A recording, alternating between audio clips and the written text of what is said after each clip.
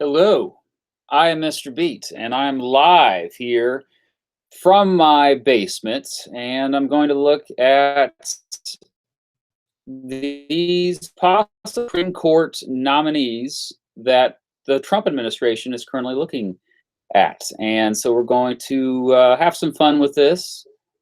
Just want to make sure you can hear me. So let's see. I'm going to look at the chat because last time I did this, I had my mic was acting up in the beginning. Looks like we're good. There's the chat. Okay. Uh, I have 500 windows open. Okay, so that I think you can hear me because I'm seeing. Hi, I can see him. Oh, there's been this great discussion so far in the comments, and it's been really deep and philosophical. I love it. But first of all, let's just rewind a little bit here. So what happened within the last week and a half was we had a Supreme Court justice named Anthony Kennedy who announced that he was going to retire at the end of July. And this is after a very active Supreme Court session in which a lot of big decisions were made. And overwhelmingly, these decisions were in favor of people who generally favor a more limited government, who tend to be more conservative. And Anthony Kennedy, he was known as that guy who was kind of in the middle of the political spectrum and the swing vote, for lack of a better way to put it.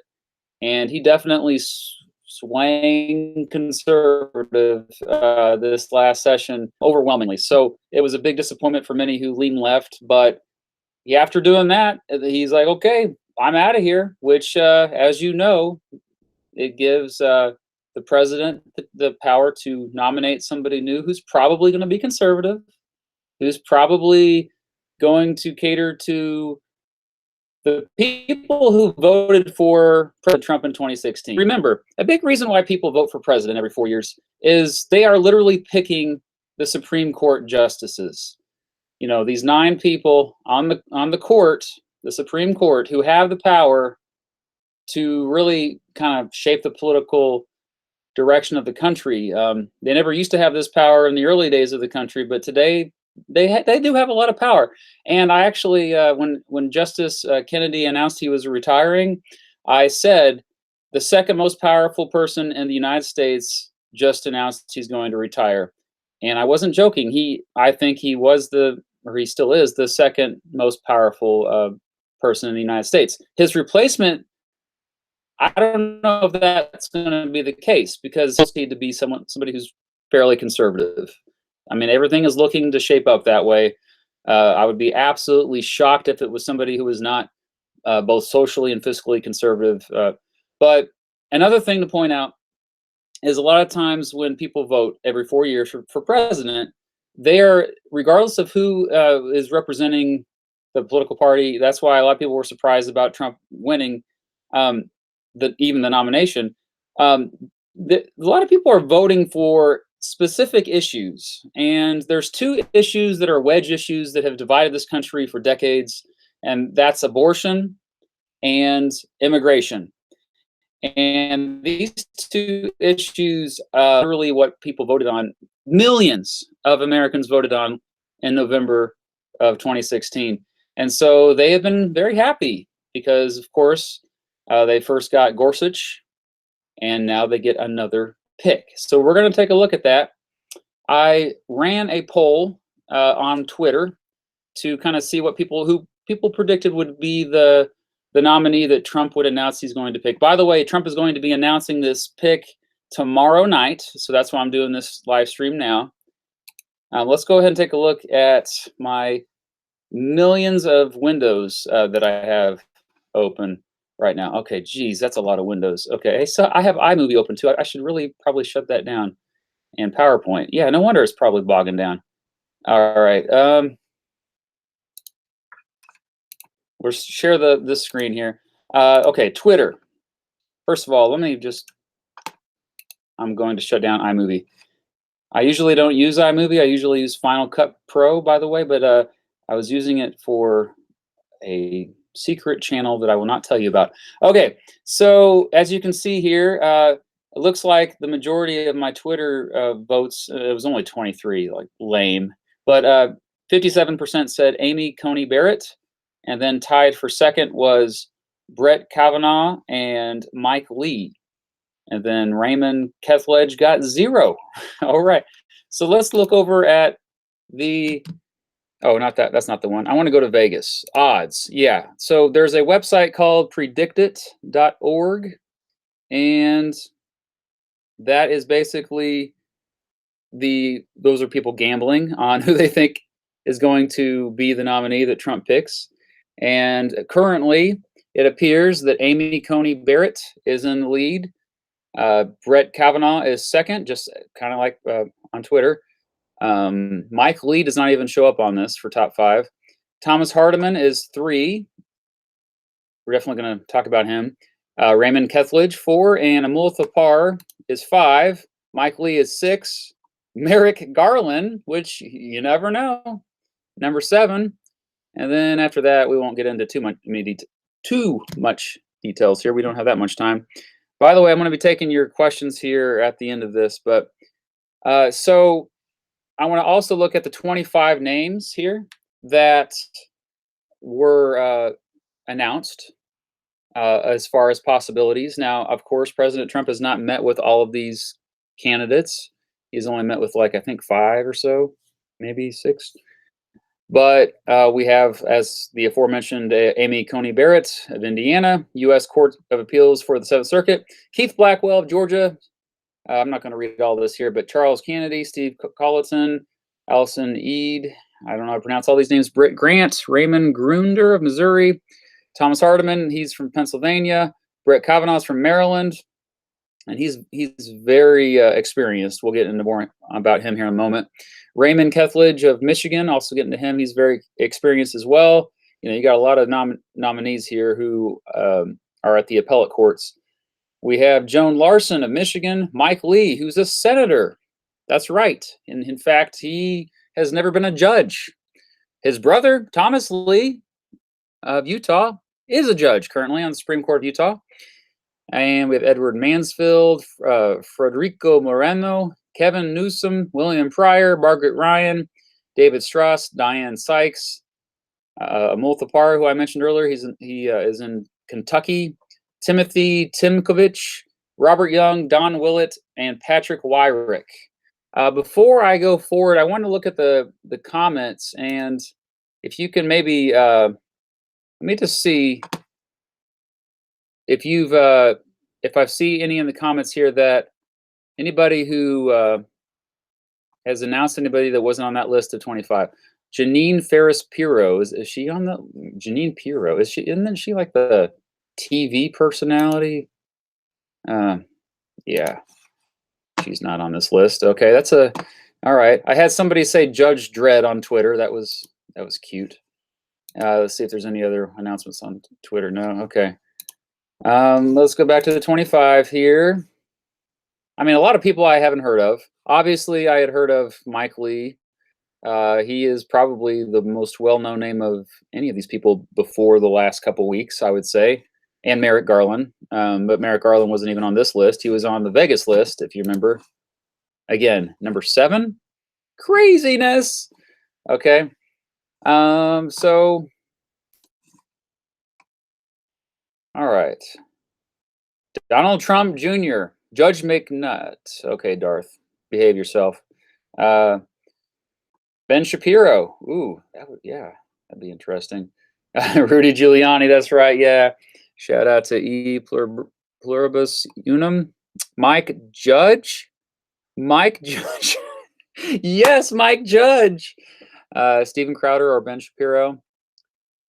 If we had Judge Dredd, then we would abolish the courts because he is the law. Yeah, that's right, Alex. A lot of Ben Shapiro fans. I noticed in the chat earlier, we had a lot of conservative-leaning folks in there. Mike Pence, Alex Jones. Okay, little pump. This is getting ridiculous. So I'm just going to look at the ones who actually have a chance. Oh, Trump himself. Woo, wouldn't that be the day? So I'm going to stop sharing those comments because it's getting out of control. Let's go to the most heavily, of course, we're on Wikipedia, the one who is probably most likely to get the nomination. Now, let me stress again to you, just because the president nominates a Supreme Court justice doesn't mean the Senate is going to approve it, okay? People tend to forget that there's this second branch of government. Actually, they're the first branch of government, first in the Constitution. They're called the legislative branch, okay? There's two houses. One of them is the Senate, and there are 100 members of the Senate, and a majority has to approve of whoever the president nominates in order for them to be the Supreme Court justice. And it's pretty split right now, right? What, 51-49? Basically, Senator John McCain will not be voting, so it's looking like 50-49 will be what we're looking at for a vote. We have a couple senators who are more moderate, who may vote with the Democrats on this, but we pretty much can assume whoever he nominates, it's looking like the Republicans will probably approve, right? Because that's how partisan our country has become. So let's look at these justices. And again, justices, a lot of times, we don't know exactly where they stand on a lot of policies or issues. We really don't. I mean, we have, generally what we can look at is their decisions, but a lot of times their decisions are, we don't have a lot to work with, okay, in terms of broad policy that affects the entire country. So yeah, Brett Kavanaugh, he is currently a United States Circuit Judge. He's in Maryland. And no, he's in DC. Okay, well, I thought it said Maryland the other side, didn't it? I don't know. All right, so it says here, a protege of Kenneth Starr. Yeah, I wanted to bring Kenneth Starr up because he worked with him with the Starr Report back in the 90s when President Bill Clinton was impeached. And so, that you kind of know where he's going with that, kind of where he leans. All right, I think this guy, well, I want to show you something else here. First of all, two graphs. Here, this is also, I believe, on Wikipedia. Shout out to Randy Schutt, who made this. But this roughly shows the ideological leanings of Supreme Court justices since 1935. And as you can see, we have quite the range. We have more liberal justices down here, the more conservative justices up here. Currently on the court, Thomas appears to be the most conservative justice. I think a lot of people agree with that. Gorsuch is right with Scalia. As I've actually said on a live stream before, I knew that when Gorsuch came in, he would be basically the new Scalia, which a lot of people are happy about, or a lot of people are not happy about. Roberts is right here. Kennedy was looked at as a little bit more moderate than Roberts. And so now with Kennedy leaving, it's assumed that Roberts will be kind of the swing vote, although clearly it's going to be more conservative. He's still a very conservative justice. And then Breyer, Kagan, Sotomayor, Ginsburg. All right, and then now another graph, similar. We have, I think maybe from the same data, but if Brett Kavanaugh is to be the guy, the dude who is the ninth Supreme Court justice to take Kennedy's spot, he'll be right about here, and he'll be about as conservative as Thomas. Okay, now we don't know. I mean, this is just speculation, but that's just what we're looking at here. Also, right next to Brett Kavanaugh is Raymond Ketledge, who nobody on Twitter said would get it, but let's briefly look at him. Raymond Ketledge, who is not important enough apparently to have a picture on Wikipedia, is currently the United States Circuit Judge of the U.S. Court of Appeals for the Sixth Circuit, and George W. Bush nominated him on March 19th, 2007. So again, somebody else who has quite a bit of experience, yet he is still young. He's only 51 years old. Brett is 53. Okay, so they're about the same age. Now, that's while we're talking about age, probably should mention that Justice Anthony Kennedy, I'm going to stop. I'm going to have you look at me now. Okay. Justice Kennedy was on the bench for 30 years, okay? February 1988. I remember it. 6 years old, 7 years old, something like that. My sister wasn't even born yet. So my entire sister's life, she's 30 years old, we had Anthony Kennedy on the bench. So whoever, all right, could potentially be in there for 30 years. Imagine this, maybe even 35 or 40 years. Whoa! All right, so one of the potential nominees, and currently I believe the front runner after Brett, she, I think, is like in her mid 40s. Okay, so let's just say she's in there for 40 years. What year is it? 2018. It is 2018. Not good at math, but 2058. 2058 is when she would retire. Okay, the Supreme Court historically has been on there. And the problem with this, as many of you already know, is that you tend to have people that are a little bit out of touch with the changing times, and especially with anything related to technology, to cultural change, and they're just like, what's this? Well, the kids wearing these pants, that are weird. The whole this is that the Supreme Court throughout American history has been behind the times. Okay, we only have a couple of courts, I would argue, that generally was kind of more in tune with the direction the country was going, and that was, I think, the first instance was John Marshall. Was it 1801, 1835 ish, and then the Warren Court in the 50s and the 60s. Those two courts tended to be a little bit more forward thinking, or at least like they could see the direction the country was going. I'm not saying that's a good thing. Okay, I think throughout most of American history, the court has generally been more limited in terms of we shouldn't be doing too much. Okay, John Marshall with that Marbury v. Madison decision, he opened up the gates, like saying, "Hey, the judicial branch, we have power too. Okay, we can do a lot to change the direction of this country. We can be more active." And they think that the Supreme Court, no, they shouldn't have that much power. Okay, but back to my original point is that we usually have Supreme Court justices who they don't want to shake things up too much, and I'm thinking that's what we're going to get here with whoever Trump nominates. Okay. But it is also important if people are expecting the judicial branch as a whole to shake things up today, like to be the I guess if Congress isn't doing anything, everybody hates Congress. Well, at least there's a Supreme Court to maybe reform society and get some of these horrible policies like out of there. It's probably not going to happen. It's probably not going to happen for a very long time.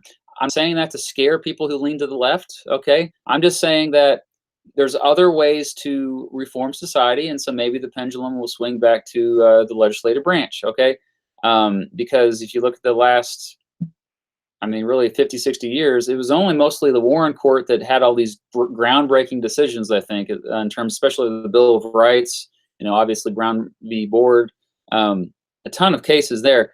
It's been kind of spotty the last 50 years since then. So, but yeah, whoever they nominate, is a lot of these nominees are youngins. When I say youngins, I mean in their 40s and their 50s. They'll be around for a while. So you can understand why a lot of people are very anxious about whoever Trump is going to announce tomorrow. Okay. All right, let's go back to my screen and look at who we got here. Back to Raymond Kethledge. I think we're about done with sharing with him. Raymond Kethledge, Kethledge, is it Kethledge?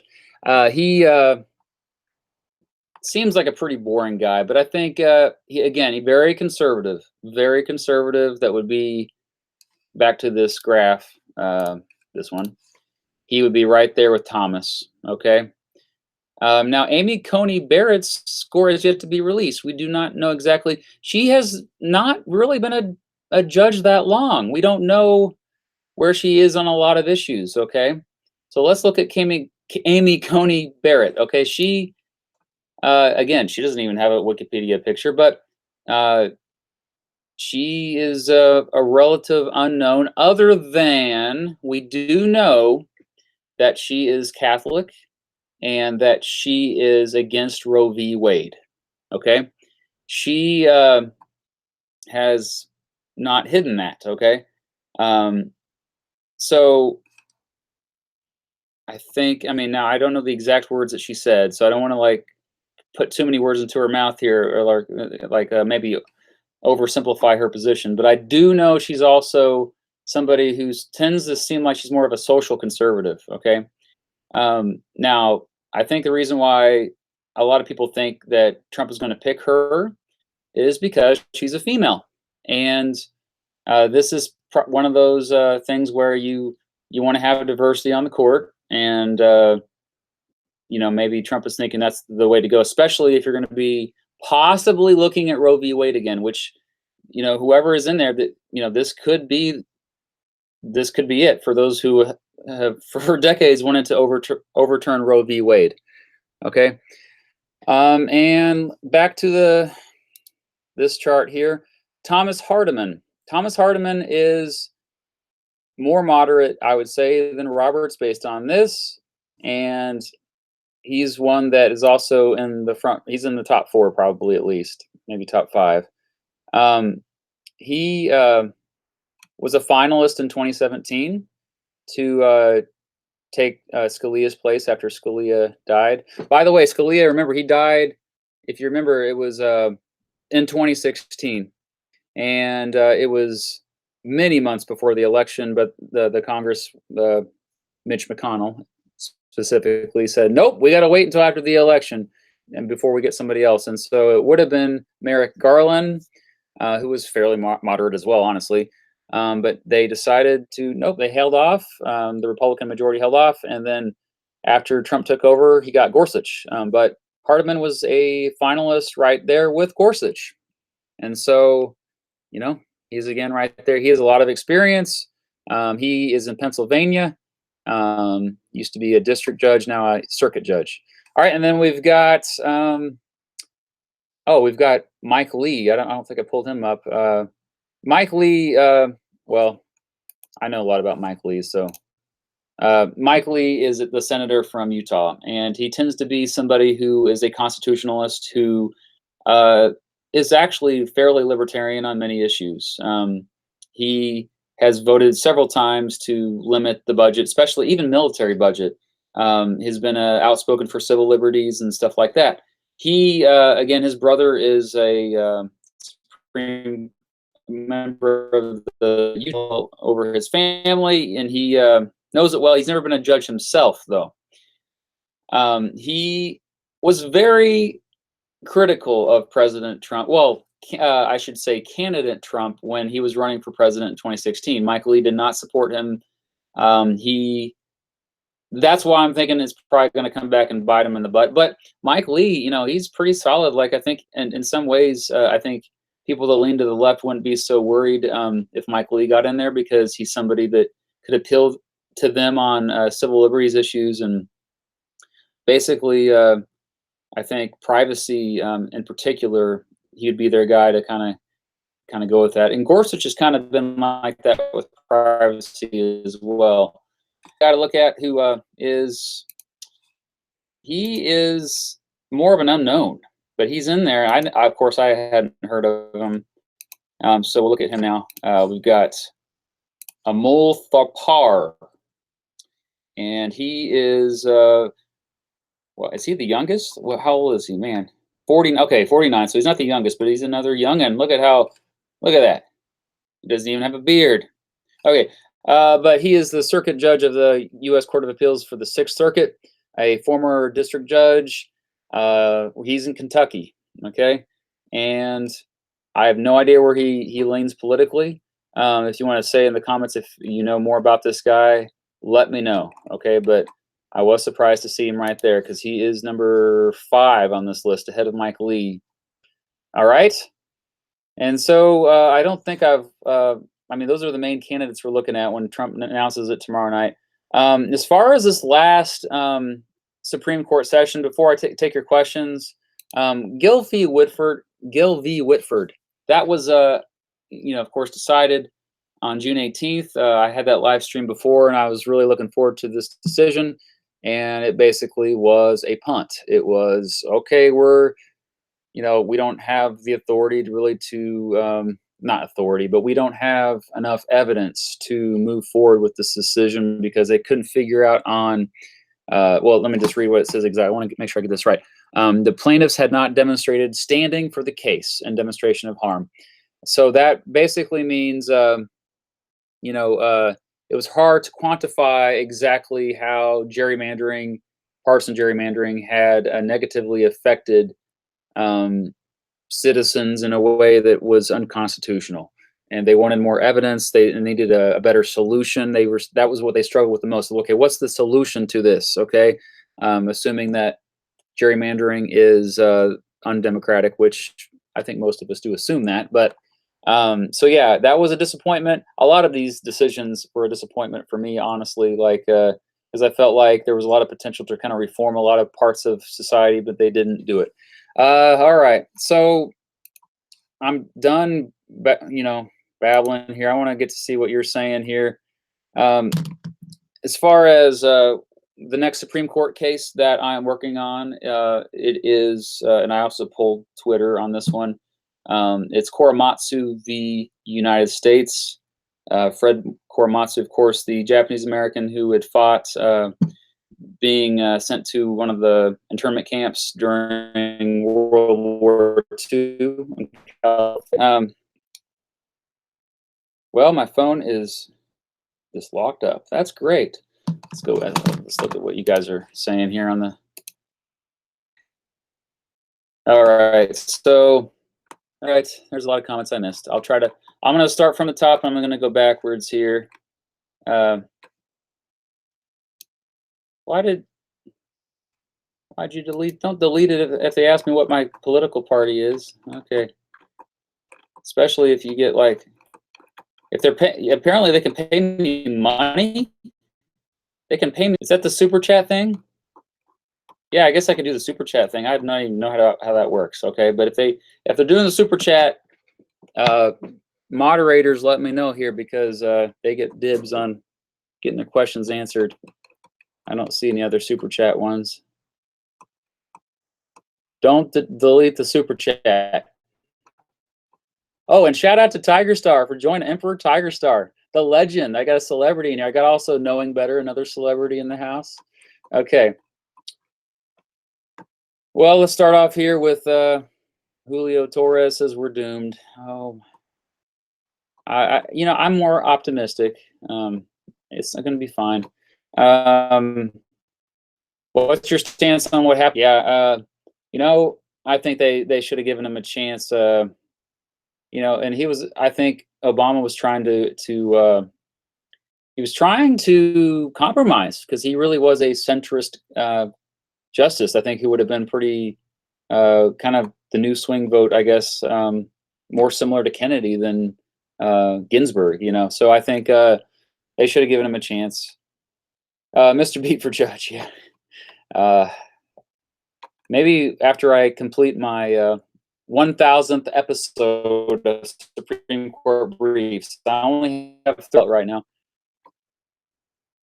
Korematsu v. United States. Mr. Peach says, Korematsu v. United States, your civil liberties can be set aside in time of war. Sounds like something from the book 1984. Just want to say 1984 is my favorite book of all time. Well, in terms of fiction. I don't really read much fiction, but all right. Oh, yeah, Tanner. Yeah, the last episode I did was Buck v. Bell. It's still technically on the record a very disturbing and shocking case. Alex says Trump should nominate Mueller so he can stop his investigation. Amy Barrett, native of Indiana, so Protean Greninja. Amy Barrett is a native of Indiana, a strongly pro-Trump state. This puts heavy pressure on the vulnerable senator of Indiana, Democrat Joe Donnelly, who is locked in a tight race for re-election.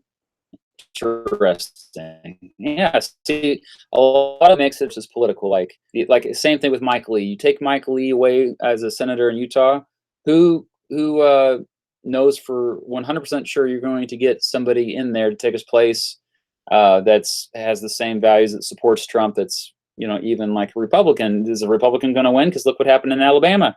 That was crazy. And say they hate American popular culture, yet fight to spread it around the world. Ooh, Thomas. Ooh, that was deep, Thomas.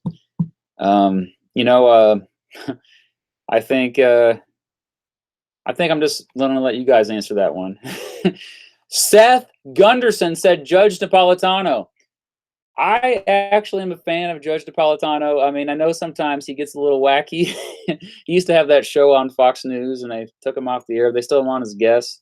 But yeah, he knows his Constitution. Okay, sometimes he knows it too much. Honestly, would no, that's good. You want your Constitution, Mr. Governor of Kansas. I don't want to ever run for governor, but that's very nice of you to say, Zachary. Yay, John Marshall. Okay. Kyle Coleman says, I think the Republicans are going to let see a lot of. I think that he meant to say lose a lot of seats in midterms because of the presidency. Probably. Nihilist Solitude picks Robert Mueller. All right. Tanner says, did you follow anything from the Mexican elections last weekend? Oh, I don't know much about the Mexican elections. All I know is that they're supposed to be he got picked. A lot of it's just rhetoric, though, so we'll see if he follows through. Let's see, Mr. Beat. Oh, yeah, I already read that comment. Oh, hey, Stefan, if you're still there. Hey, Stefan, even with Trump's pick, I can't see an overturning of Roe v. Wade again. I was surprised politically last 2 years, like Brexit and Trump. Yeah, so I agree entirely. Roe v. Wade being overturned, it's a possibility. Stronger by the day. And I'm got on about time. Yes. Okay. He says I will nominate whoever Fox and Friends tells me to. That sounds about right. All right. We got Nicholas Zandi, STVS TDP, established 2001. Says thoughts on Debbie Stabenow. I don't know who Debbie Stabenow is, but folks, check her out if you want to. A lot of people. Oh, Nihilist keeps talking about Robert Mueller. Oh. Nipoon says hashtag Ben Shapiro again. Trump says Ben Shapiro's too left. You could say that as far as free trade. All right. I love you too, G. Marcelo. And all right.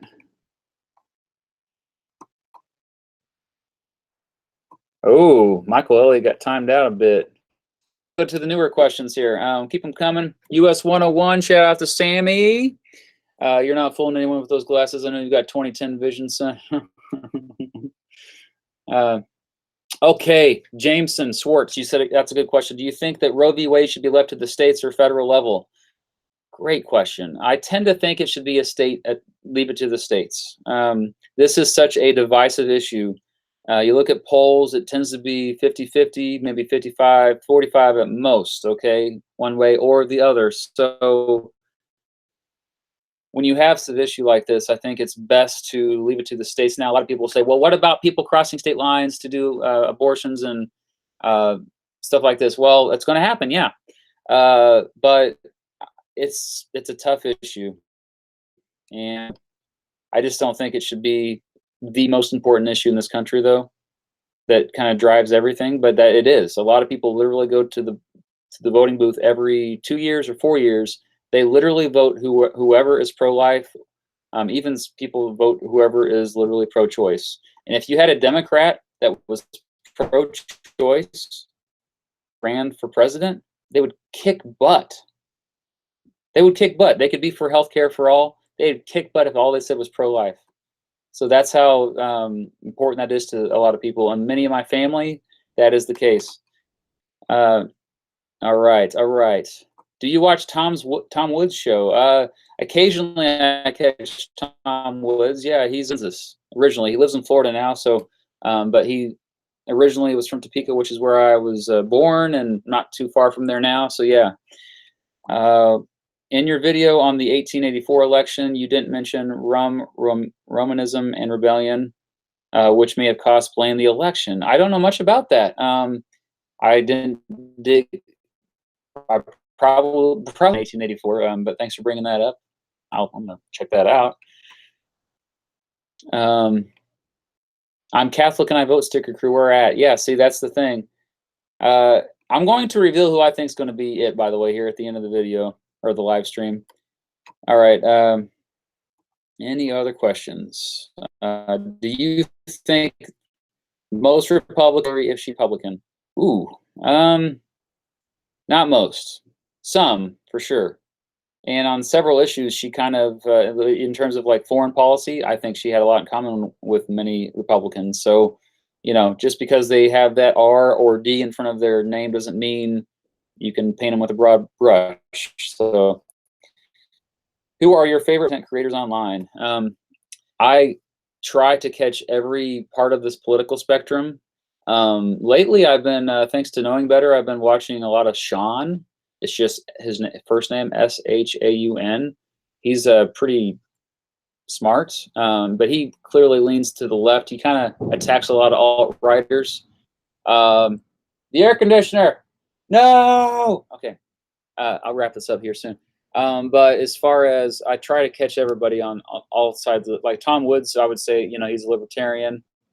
I tune into him sometimes, but I also check out, you know, Vox. Vox tends to lean to the left, so I think, and everything in between. So I try to catch it all as much as I can.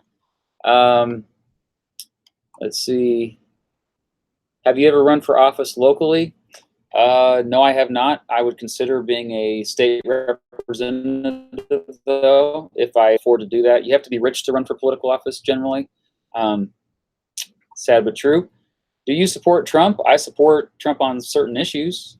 I was a big fan of him going to North Korea and dialogue with Kim Jong-un.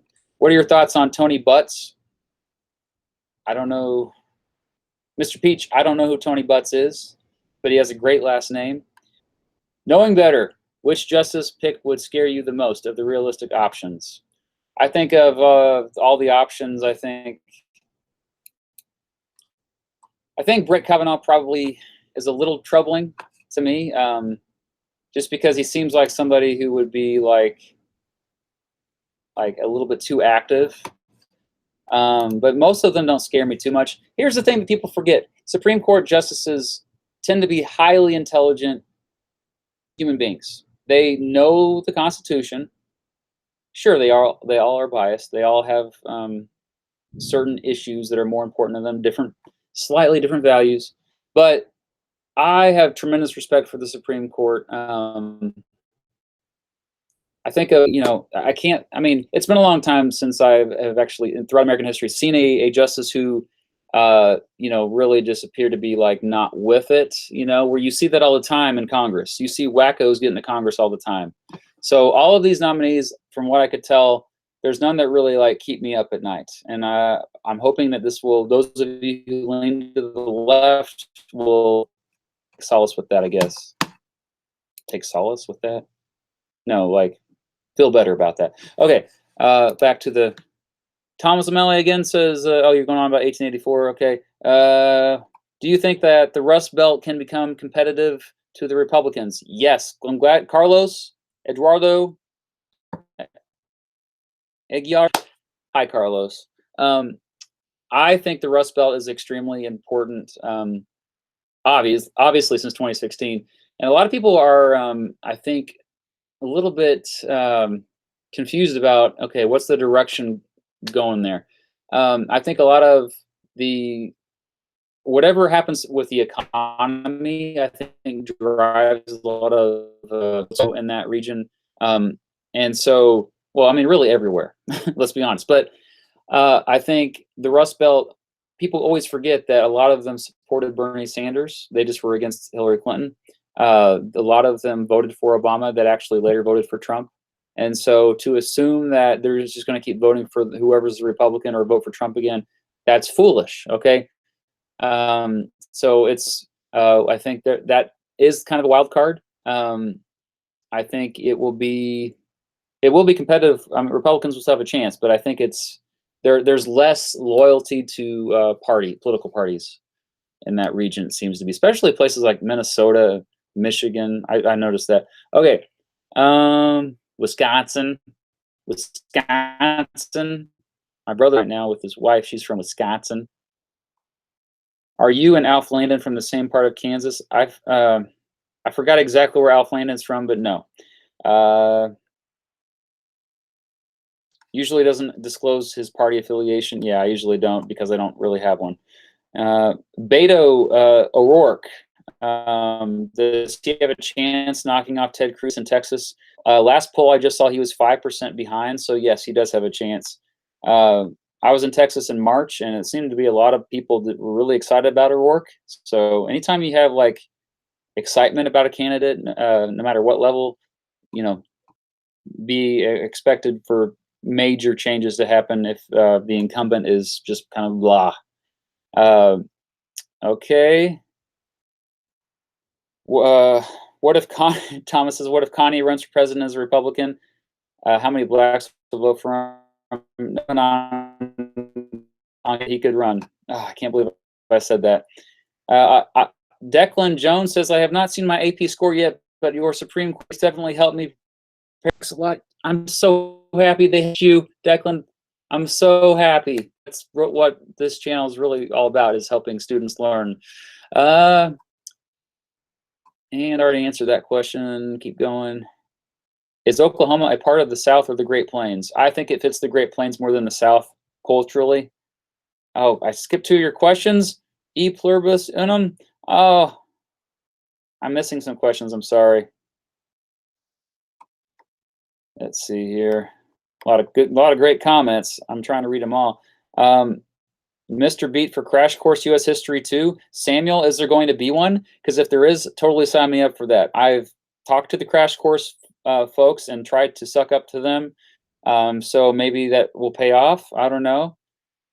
What was your favorite period of American history? The 1960s and into the 70s. The counterculture, all of that makes me. The Vietnam War was fascinating me. Just so on, yeah. Who will win the Michigan governor race? Whitmer or Shoot? I know nothing about that. Is it Schwett or Shoot?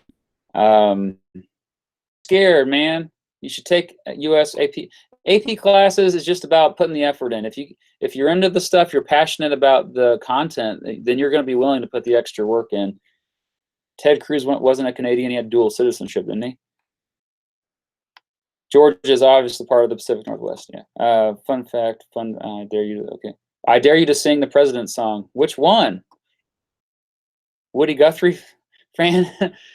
Surprisingly, I don't know Woody Guthrie. A lot of Woody Guthrie songs. Emperor Tiger Star, but I've been told that I would be a fan of him for.